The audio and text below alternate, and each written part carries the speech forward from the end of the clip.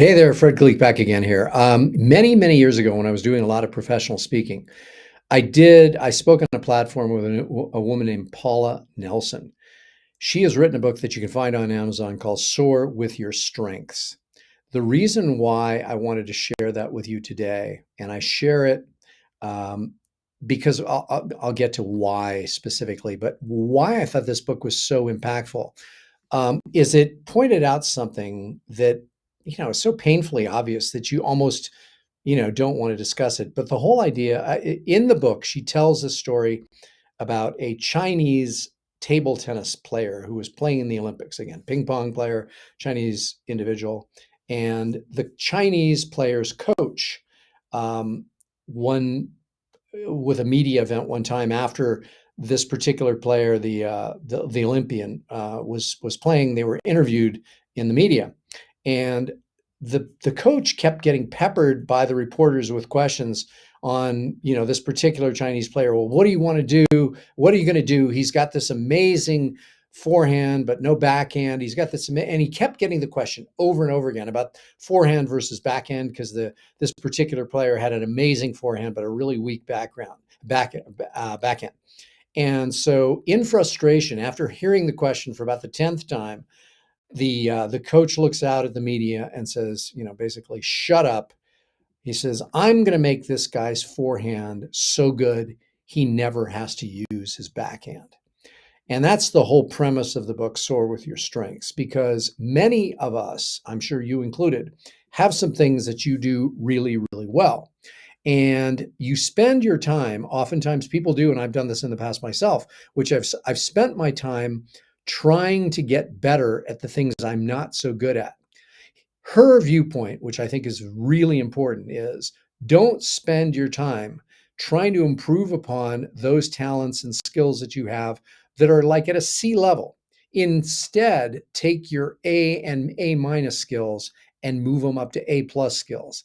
And then essentially, although I don't believe she said this in the book, but I would suggest then hire the rest.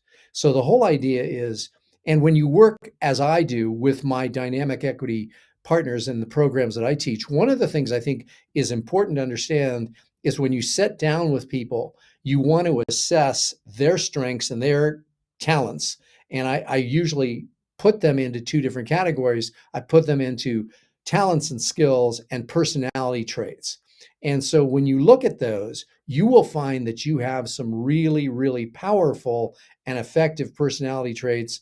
And you might find that the person you're working with as a partner has things, some of which are very similar to your own, but some of which are very different. So you want to try and find, if possible, when you're working with partners, you want to try and soar with your strengths as you help them soar with their strengths, because none of us can be good at everything. And I mean, this is, we've seen this constantly throughout recent history with people like, Steve Jobs, who was an incredible visionary, but was very bad at a number of other things, terrible at, the way that he related to clients. Said, I forget all the specifics. I read the Isaacson book on his years ago, but I really think it's important to assess your own strengths and concentrate on those, just as Paula Nelson recommended. And I would say to you that it's probably a good idea for you to go ahead and pick up that book. Well, in my program, one of the things that I always talk about, which I think is incredibly important, no matter if you're just dealing with clients or you also have partners, is to figure out, number one, and this is, I encourage you to do this right now, is to pull out a sheet of paper and list on one side of the page all of your top strengths and skills in terms of talents and abilities in areas, for example, in mine would be teaching, mine would be speaking, mine would be sales.